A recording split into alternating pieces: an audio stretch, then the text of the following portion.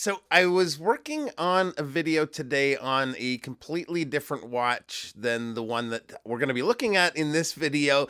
Got a knock on the door and a package arrived in the mail from a good friend of mine, Scott, from the channel Watches Galore.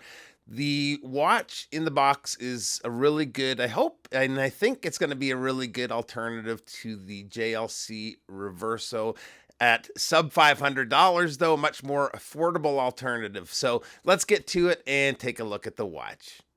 Okay, so we've got a very large box, but very lightweight at the same time. So not sure if maybe there's no packaging with it and it's just the watch alone, but let's find out here. There we go.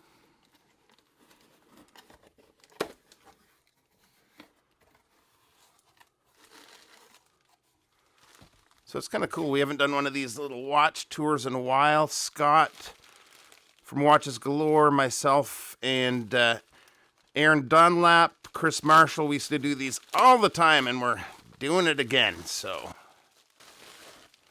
brings back the memories for sure. Oh yeah, so we've got one of these little pod things here. I'm just going to tidy up the mess, get in for a little bit closer of a look here. All right, so we've got one of these little Vario travel pods here. Got a couple of these, they're kind of handy.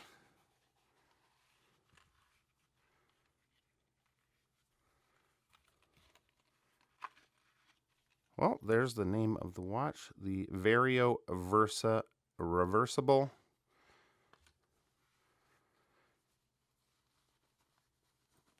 And inside the pouch, wipe cloth. And here is the watch. Very nice. It is a chunky one, pretty thick for the size of the watch. And this is the little trick. Nice. So this is using 2 quartz movements.